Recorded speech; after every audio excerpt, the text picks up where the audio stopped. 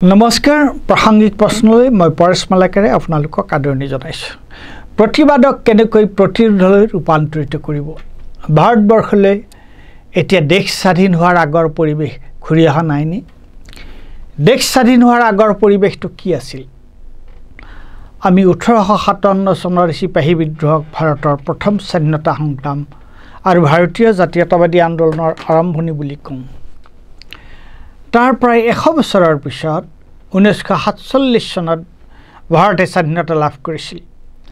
স্বাধীনতা লাভ কৰাৰ ঠিক আগৰ গুৰুত্বপূৰ্ণ ঘটনা কেইটা আছিল 1920 চনৰ অসহযোগ আন্দোলন, 1933 চনৰ আইন অমান্য আন্দোলন আৰু 1942 চনৰ ভাৰত ত্যাগ আন্দোলন।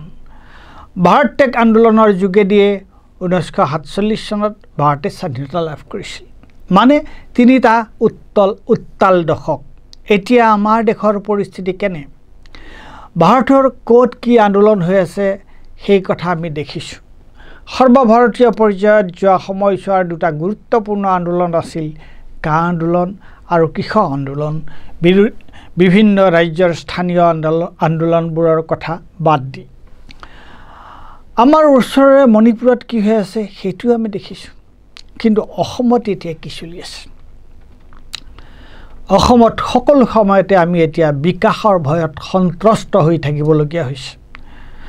চৰকাৰে কি কৰি আছে? তেওঁলোকে এফালে পৰিচয় কেন্দ্ৰিক ৰাজনীতি কৰে, তেওঁলোকে মুখত জাতি মাটি ভেটিৰ কথা কয়, মানে বাংলাদেশীৰ ভয় দেখুৱায়। আনফালে খিলঞ্জীয়া ভূমিপুত্ৰসকলক তেওঁলোকৰ মাটি আৰু ভেটিৰ পৰা উচ্ছেদ কৰি তেওঁলোকৰ পৰিচয় মানে জাতিৰ চিন নোহোৱা কৰিব বিচাৰে। উদাহৰণ বহু আছে, মই মাত্ৰ তিনিটা উদাহৰণ দিব বিচাৰিছোঁ। শিলখাকু, কাৰ্বি আংলং আৰু বৰদোৱাৰ। শিলখাকু, কাৰ্বি আংলং আৰু বৰদোৱাৰ বাগানৰ মানুহবোৰ কোন? তেওঁলোক খাছ অসমীয়া আৰু ভূমিপুত্ৰ নহয়নে? ক'ৰবাত পানীৰ খাট, ক'ৰবাত সৌৰ শক্তি পাৰ্ক আৰু ক'ৰবাত উপগ্ৰহ চহৰ। মানে বিকাশ, হিমন্তৰ উৎকট চিঞৰৰ বিকাশ বিকাশ আৰু বিকাশ। কোনে কাৰ কাৰণে এই বিকাশ বিচাৰিছে? এই বিকাশত স্থানীয় লোকসকলৰ, ভূমিপুত্ৰসকলৰ কিবা হক আছেনে? হিমন্ত বিশ্বৰ চৰকাৰে তেওঁলোকৰ মতামত লৈছেনে? শিলখাকুত গায়ত্ৰী বৰিহঁতে, কাৰ্বি আংলঙত কাঠাৰ চাহাবতে বা বৰদোৱাৰত গোবিন্দ ৰাভা, আদিত্য ৰাভাহঁতে কিয় আন্দোলন কৰি আছে? কিয় তেওঁলোকে হিমন্ত বিশ্বৰ বিকাশৰ বিৰোধিতা কৰিছে? এই বিকাশ তেওঁলোকৰ স্বাৰ্থত নহয় কাৰণেই তেওঁলোকে তাৰ বিৰোধিতা কৰিছে। এই বিকাশ হিমন্ত বিশ্বৰ বনিয়াৰ স্বাৰ্থত। এই বিকাশে তেওঁলোকৰ মাটি নিব, ভেটি নিব আৰু জাতি নিব, মানে তেওঁলোকক পৰিচয়হীন কৰি পেলাব। গুৱাহাটীতে মোৰ সতীৰ্থ কল্পজ্যোতিয়ে কোৱা বিকাশৰ বানপানী চাওকচোন। হিমন্ত বিশ্বৰ জেট ফ্লাইঅভাৰ নিৰ্মাণ কৰিহে এৰিব, দীঘলী পুখুৰী, ৰবীন্দ্ৰ ভৱনৰ গছ কাটিবই কাটিব। এইবোৰ কৰিবলৈ হিমন্তৰ চৰকাৰে গুৱাহাটীৰ মানুহখিনিক সুধিছিলনে? তাৰমানে গুৱাহাটীত কি হ'ব? গুৱাহাটীত যুগ যুগৰ পৰা থকা মানুহৰ তাত কোনো হক নাই। আচলতে এই বিকাশৰ লগত সাধাৰণ মানুহৰ কোনো লেনদেন নাই। গুৱাহাটীৰ শিলখাকুত নন্দন সৰোবৰ কৰে, কাৰ্বি আংলঙত সৌৰ শক্তি উদ্যান কৰে আৰু বৰদোৱাৰত উপগ্ৰহ নগৰ কৰে। কি সুন্দৰ সুন্দৰ নাম! এইবোৰৰ দ্বাৰা মূলতঃ কোন উপকৃত হ'ব? আম্বানী, আদানী, কোনোবাই জয় চাহৰ নামো আমি শুনিছোঁ। তেওঁলোক হিমন্ত বিশ্বৰ চৰকাৰৰ হিয়াৰ আমঠু। চৰকাৰখন প্ৰকৃততে তেওঁলোকৰহে। আমি লহৰু পহৰু সাধাৰণ মানুহ ফুটটোৰহে লায়ক। আমাৰ মুখৰ আগত হিমন্ত বিশ্বহঁতে আঁচনিৰ টোপ নচুৱাই দিয়ে। আমি টোপ গিলি তেওঁলোকক চৰকাৰ পাতোঁ। কিন্তু ৰাইজৰ কিছু সংখ্যকে অন্ততঃ এই আঁচনিৰ টোপৰ মৰণপণ ফানটো বুজি উঠিছে। মই শিলখাকু আৰু কাৰ্বি আংলঙৰ ৰাইজৰ আন্দোলন দূৰৰ পৰা দেখিছোঁ, কিন্তু বৰদোৱাৰৰ আন্দোলনত এদিন হ'লেও অংশগ্ৰহণ কৰাৰ অভিজ্ঞতা হ'ল। গতিকে বৰদোৱাৰ আন্দোলনৰ বিষয়ে অংশগ্ৰহণকাৰী পৰ্যবেক্ষকৰ দৃষ্টিৰে দুষাৰমান কথা ময়ো ক'ব পৰা হৈছোঁ।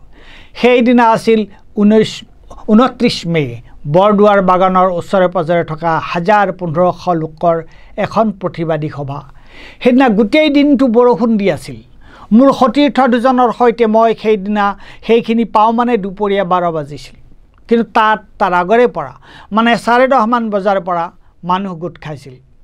আমি গৈ তাত যিমান মানুহ দেখা পাইছিলোঁ, সভা শেষ হোৱাৰ সময়তো প্ৰায় 3:30 মান বজাত সিমানেই মানুহ তাত আছিল। তাৰ বেছিভাগেই আছিল মহিলা। তেওঁলোকে বৰষুণত ছাতি লৈ শৰীৰৰ আধালৈকে তিতি সভা শুনি আছিল। সেইদিনা আদিত্য ৰাভাৰ বক্তৃতা শুনি মই তবত মানিছিলোঁ। তেওঁ একেবাৰে শেষৰ ফালে বক্তৃতা দিছিল। তেতিয়াও বৰষুণ দি আছিল। তেওঁ বৰষুণ পৰি থকা স্বত্তেও উপস্থিত ৰাইজক, বিশেষকৈ মহিলাসকলক তেওঁলোকৰ ছাতিবোৰ জপাই থৈ বক্তৃতা শুনিবলৈ আহ্বান জনাইছিল। তেওঁ নিজেও মাইকটো হাতত লৈ বৰষুণত তিতি ৰাইজৰ মাজলৈ গৈ বক্তৃতা দিবলৈ আৰম্ভ কৰিছিল। তেওঁৰ বক্তৃতাত শ্লীলৰ লগতে কেতিয়ানো অশ্লীল শব্দ সোমাই পৰিছিল মই তৰ্কিবই পৰা নাছিলোঁ। কিন্তু কোনেও তাত কোনো অশ্লীলৰ গুণ পোৱা নাছিল। সকলো সামাজিকভাৱে সিদ্ধ হৈছিল। কেৱল সি তেওঁৰ বক্তব্যৰ জোৰহে বঢ়াইছিল। সকলোৱে কথাটো সহজভাৱেই লৈছিল। তেওঁৰ বক্তৃতাটো এটা প্ৰতিবাদী বক্তৃতা আছিল নে কিবা এটা পৰিৱেশ্য লোককলা আছিল, মোৰ সন্দেহ হৈছিল। গীত এটাৰ শীৰ্ষবিন্দুত শ্ৰোতাসকলে যেনেকৈ গায়কৰ মুখে মুখে গীত ফাঁকি আওৰায়, ঠিক তেনেদৰে দীঘলী পুখুৰীৰ আন্দোলন দেখি যে প্ৰথমে হিমন্ত বিশ্বই ভয় খাইছিল, তাতো কিবা এটা আছিল। বোধহয় তাৰ মূল উৎসাহটো, প্ৰেৰণাটো যুৱক যুৱতীসকলৰ পৰা আহিছিল। নিজৰ লক্ষ্যত উপনীত নোহোৱালৈকে আন্দোলন জীয়াই ৰাখিব পৰাটোহে আচল কথা। বোধহয় আন্দোলন এটা চলাই নিয়াৰ ক্ষেত্ৰতো আমি চিৰাচৰিত পথৰ সলনি নতুন নতুন সম্পৰীক্ষা, নতুন নতুন পথৰ অনুসন্ধান কৰিব লাগিব। কিয়নো আমি প্ৰতিবাদক প্ৰতিৰোধলৈ ৰূপান্তৰিত কৰিব নোৱাৰিলে সকলো অথলে যাব। আচৰিত কথা, ব্ৰিটিছ বাহিৰত আছিল, কিন্তু আজি স্বদেশী চৰকাৰৰ দিনতে ৰাইজৰ এই বিলাই বিপত্তি হৈছে। ৰাইজে এনেকৈ আন্দোলন কৰিব লগা হৈছে। ধন্যবাদ।